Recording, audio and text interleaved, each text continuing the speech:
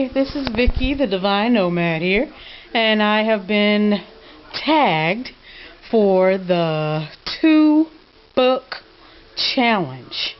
Well, 2-book and challenge is really good for me because I don't know when the last time I've read only 2 books. I usually have books everywhere, and I will show you in a minute what I mean by that.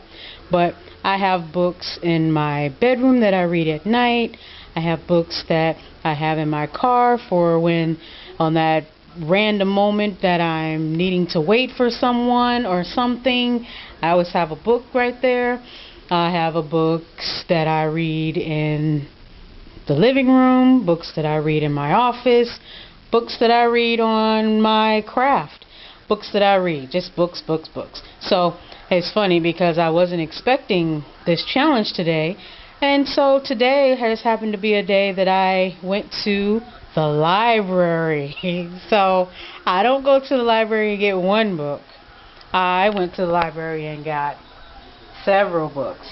So I have some books on soil, urban homesteading, some things on change, some things on urban planning, and a book that I just happened to see someone mention in one of their book challenges. I know there's another challenge going on out there with like name the top 10 books that have changed your life, and I really liked the name of this book and the premise of what was going on in it. So I went ahead and picked that up. And then, of course, I am reading The Gifts of Imperfection by Brené Brown. So that's like the book that I probably read the most. But also in my living room, I have a slew of books. So my library is pretty extensive, and I can usually just pull books based on what I'm looking for off of my library. I'm actually getting ready to create a curriculum. So here's some books that I pulled from my library, and I'm going to work on developing that. But also next to my chair that I sit in, I have the book Crush It, which actually I've been really trying to finish this book up. It's just about cashing in on your passions by Gary Vaynerchuk. He's also known as the wine guy, but he really just talks about focusing on your passion, and the people will come, and he kind of shows you how to do that. Also, I have this book on Marcus Garvey, which is a wonderful book. Sometimes when I don't feel like I have enough structure in my life, I usually return to this book because it's a wonderful book to just kind of give you a blueprint on what you should be doing, how you should be acting, where your focus should be. Wonderful book. Someone turned me on to this book in college, and I've carried it with me for years. I actually just recently had to get a new one because I think I might have passed it on to someone, and when I was moving my library, I realized it wasn't there. So I have pulled it out again, and I am revisiting it.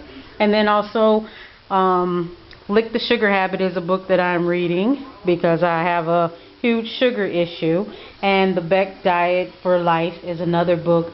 It's wonderful. It goes kind of go hand in hand with Licking the Sugar Habit for me because it deals with cognitive therapy and how we think about food and how we allow ourselves to sabotage ourselves with our thoughts. So it's a wonderful book. I actually have the workbook in my office. So sometimes during the day, when I'm eating and getting ready for a meal, I'll look at the workbook, and it helps a lot. But those are the books that I'm reading. Of course, couldn't give you 2 because I don't have to. I even have books upstairs that I'm reading. I can't even tell you books that I'm reading at this point, but I did want to fulfill the challenge and share with you the books that I have. Look at this. So this is a funny thing. So I sent the book to one of my clients the other day, and I picked the book up, and I really liked it for her, and of course I bought it for myself. Because how can I give her a book that I thought was good and I don't keep it for myself? Yeah, that's me. But yeah, that's the root of my obsession for the most part is books. I am going to be focusing a little bit more going into the next year on reference books, especially around just different things and skills and things that I feel like I should just have with me at all times. First aid, canning, different things like that. So, thanks for tagging me, Freya.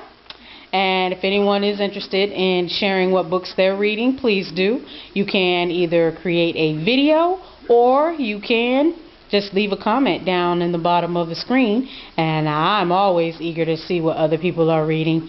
I always put them on my wish list as soon as I see a book that triggers something within me. So hopefully one of the books that I've shared with you has triggered something within you and you're eager to read it. Until then, have a wonderful night, and I will speak with you soon.